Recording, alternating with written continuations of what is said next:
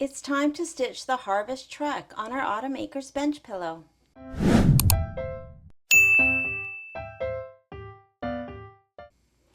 The Harvest truck is on page 36. I have my fabrics backed with interfacing. The pieces that I have cut with my scan and cut have been backed with an iron-on adhesive.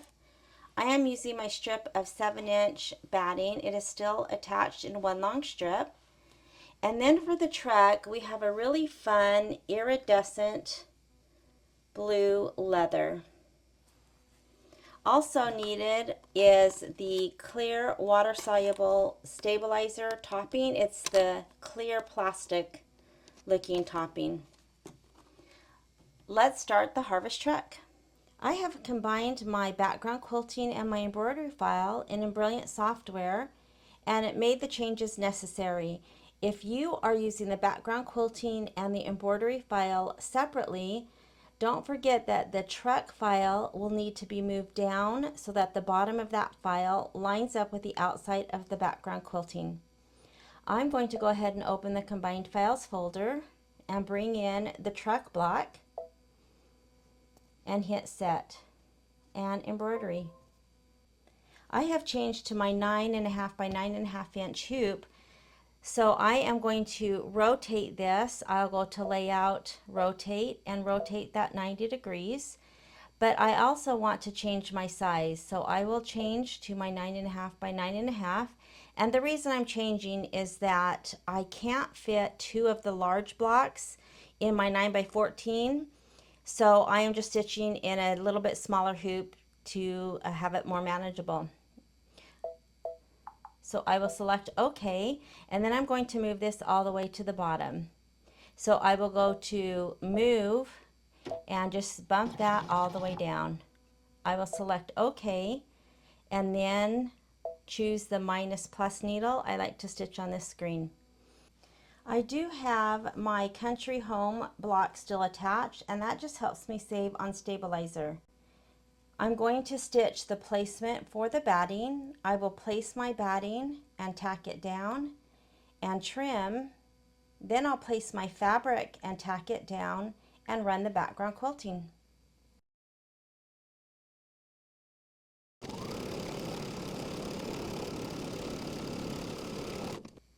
The corn background quilting looks so good. I love that design. It's going to look like the truck is in a cornfield. I love it.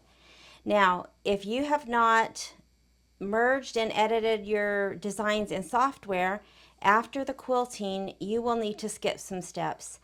The next steps after the quilting are the bottom placement line of the truck file, as well as a tack down line that goes around the truck file. Those need to be skipped. Those were just to help align the block down, so you will need to skip those two steps. And then the next step is the placement line for the ground. I have my ground again cut, and it's a little bit tacky on the back, and I am going to press this. I used steam-a-seam regular, steam-a-seam to the regular, and I am going to place this right inside that stitching. And then I'm going to cover with a press cloth, and I'm going to press this about 10-15 seconds.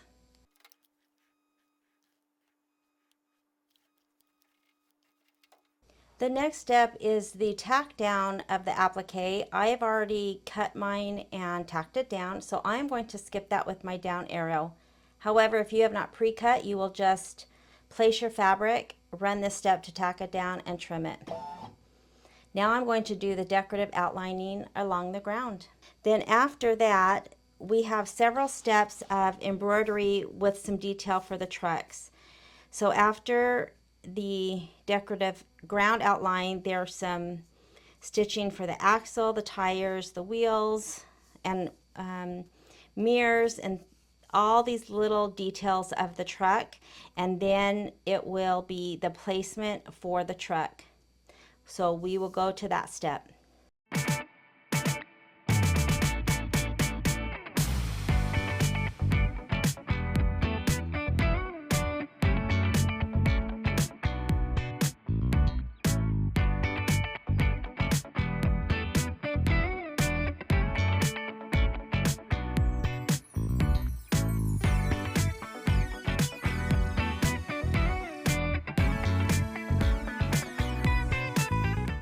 on the next little embroidery part of the tires, I happened to be looking up here just to see what step I was on and what we were doing, and I see a little errant jump stitch. I'm calling it a jump stitch. It's really not technically a jump stitch because it's starting and it is jumping, but it's not between any embroidery design.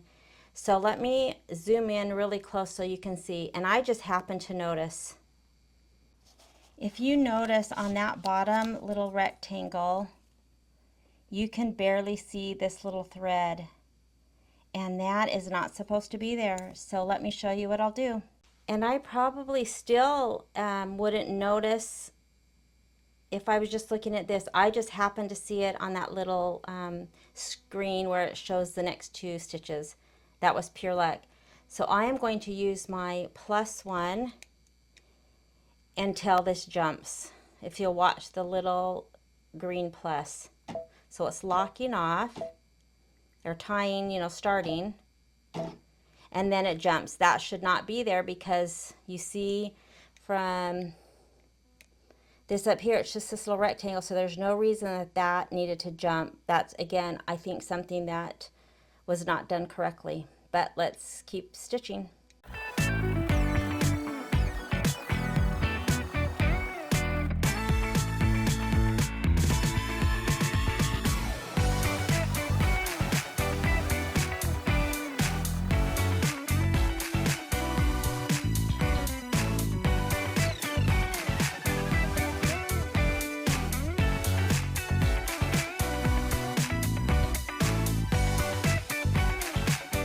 So there was another one of those big long, I'm calling jump stitches, that should not be there. Now this leather is so pretty. Look at that. It has all that shimmery goodness on it. I love it. Now the piece of leather is meant to cover the entire truck top as well as these two little parts down here. So you know, it's meant to put down, tack it down, and trim it. And I can't do that. So I am going to just do what I've done with the clouds and some other things. I'm going to put the top corner, leaving enough room. This is raw edge applique, so I need enough room to, you know, have trim it nice. And then when it's done tacking down, then I will stop my machine, move, you know, to whichever one it stitches out next, tack that one down, stop my machine, loosely trim, and go to the third. And I'll have more than half this leather left. I'm not sure what I'll use it for, but that's a lot. Super pretty. Now, before we can place the leather, they want wash away topping mostly over this little window. So they have a piece, they want the piece placed on top, mostly again to protect the center, so it doesn't necessarily have to cover these, although if you cut it their size, it does. And the directions say do not tape, and they've even got it highlighted, do not tape in place the wash away topping. It's to protect the rear view mirror stitching, which is this little cute rear view mirror, when we're cutting out that little piece of the leather, which may be a little challenging, but they don't want it taped down, I guess, in case any tape gets stuck, or they don't want it stuck in there. So I'm not going to tape it down. What I am going to do is place my leather, again making sure I have enough, and I am going to tape this down. I want this flat as I can, so I am actually going to tape it several places so that it stays as flat as possible. I think I might even tape this. And again, I'm going to stitch the cab and then I'm going to stop.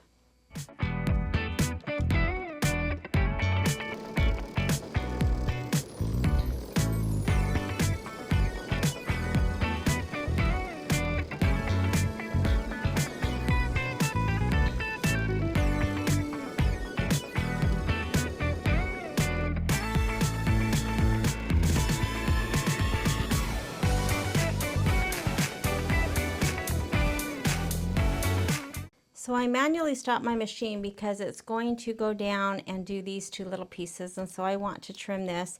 Now there is a jump stitch, so I'm going to go ahead and cut that right now when it was doing this tack down.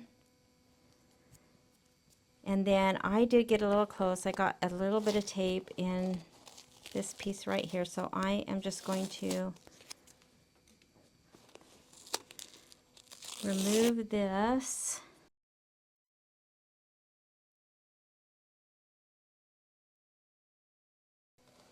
So for now, I'm just going to cut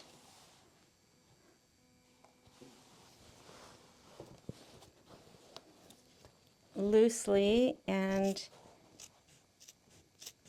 I will come back and do that other trimming later or when I'm done.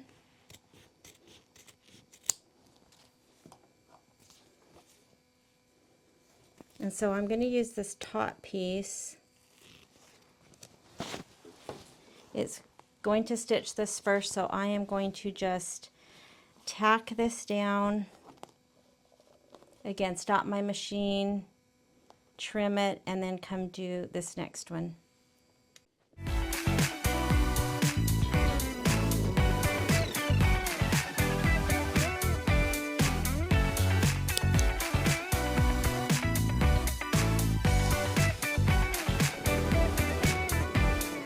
So now I need to trim along the outside of all these three pieces plus the inside of this window.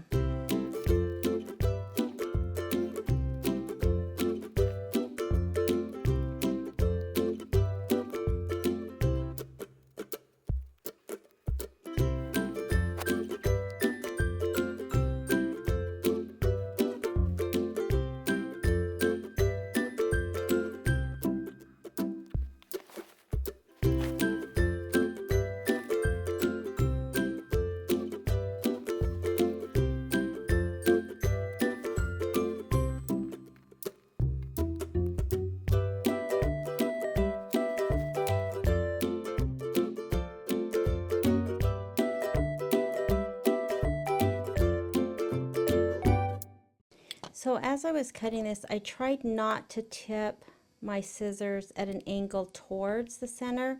I tried to keep them straight up and down, which is a little bit more challenging because this has a white core.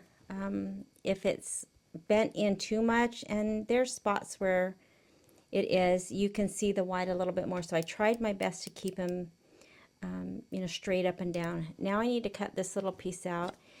There's still a topping on, which we'll just pull off in a minute, but I'm going to use a seam ripper and cut down the center. Try not to stab that little rear view mirror, so I'm just going to poke, and of course not my backing, my background fabric. So I'm just going to try to get a spot that I can get my scissors in. And this one might take as long as it took for everything else because it's pretty small.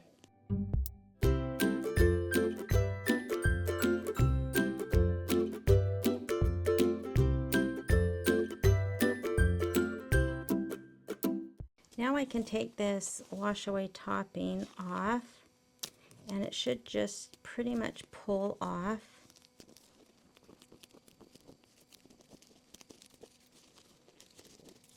And then I need to get it off from the inside. So I can either use tweezers or that seam ripper.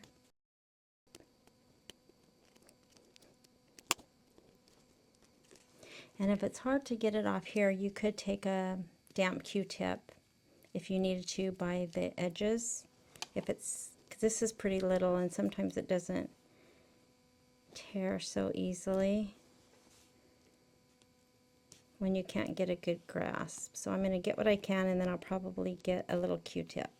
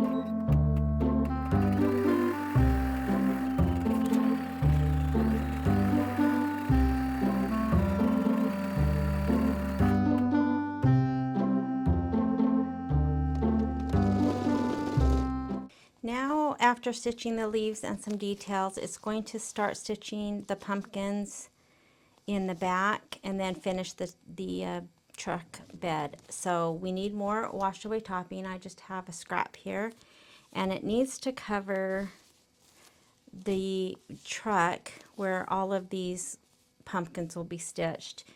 And I will just tape.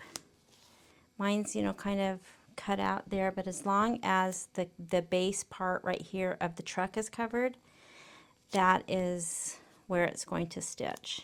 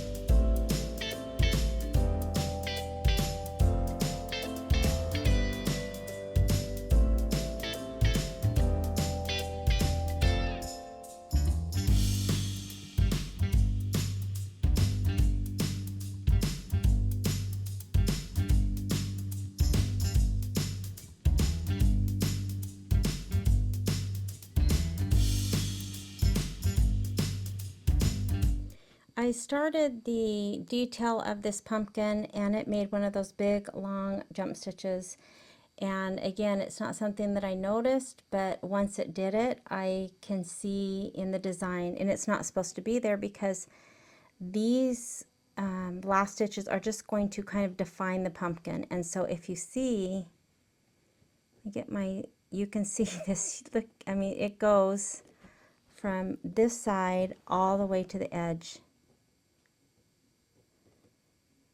Look at that jump stitch. Again, it's not really a jump stitch. That should not be there.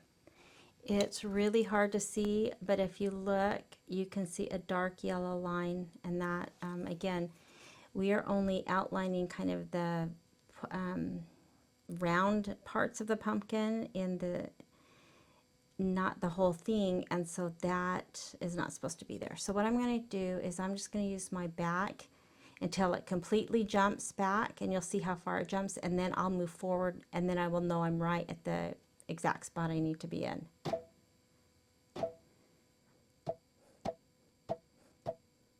So did you see how far that jumped? And that again is not supposed to be there. So I'll go to the plus one because I wanted to be the very first on that edge.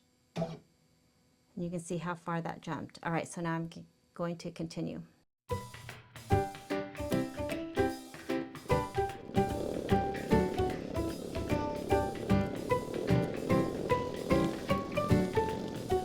Those pumpkins look really good. So now it's time to take this stabilizer or this topping off, and I do want to note that I was a little bit short. This one was perfect.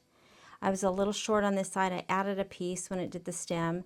So make sure when you're putting your topping that you're actually covering that whole window, so that these little stems and curly cues will have topping.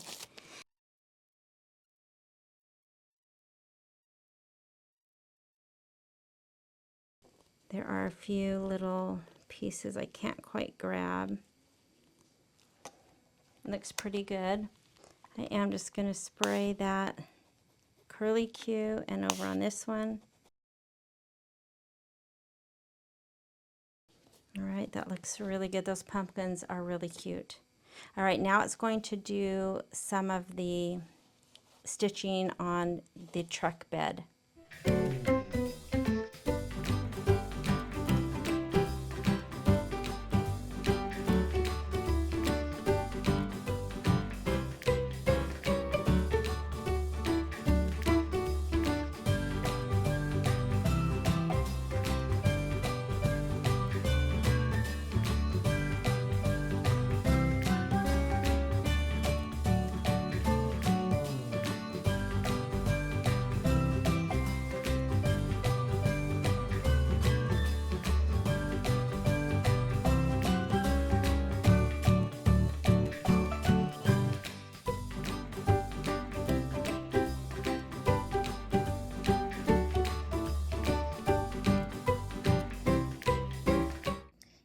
is another one of those stitches. It's supposed to be stitching the little like rivets or nails for this wooden tailgate, and I didn't catch it. You can see it's loose, and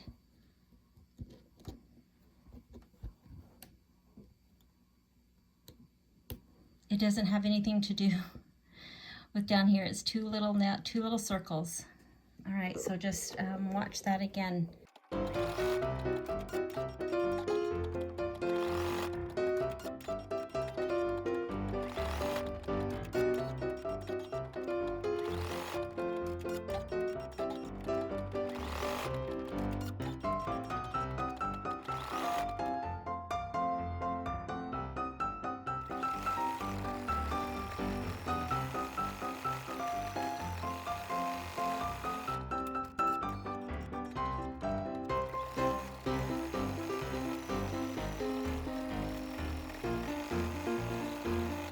After stitching the little brake lights, if you are using the embellishment kit and have the little squirrel button, we are done with our block. If you are not using the button, then you will stitch the last 3 steps.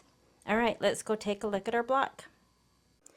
The truck is done, and this was a really fun stitch out. There were a couple of those jump stitches that I'm calling jump stitches that I needed to take out. One was down here. Maybe that would have been covered up when it was doing these gray parts of the tires. And it did that funny one way down here for the little rivets or nails. And those shouldn't be there. And the one on the pumpkin. So all those needed to be removed. I will say though, I mentioned earlier about a big jump stitch that started at the top left of this little rear view mirror and jumped all the way up, and then it did the placement line for the truck. Now I thought that would have been seen because the placement only showed this larger part of the window, and it's not. So I did go ahead and remove it, but when it stitched the leather down, it stitched this other little piece, and so the window is actually just a little small piece versus being that whole bigger piece. So I hope that makes sense. So the larger jump stitch you could leave and you really wouldn't notice it. But I love this. The tread on the tires, the bumper, the kind of old wooden vintage truck. It's really a cute block. I love the pumpkins, love the leaves. Again, another block that I absolutely love. Now what I will do is I'm going to cut the house off and set that aside. I'm going to do all the pressing and trimming at once since we only have 7 main blocks. I'm going to keep this attached to the strip. I'm going to rehoop my 9.5 inch and get ready to stitch the next. And you can see the hoop line a little bit for my 9.5. I'm able to save all that since I left my strip attached. And I'm going to leave this attached, so I just save more. All right, so let's go on to our next block.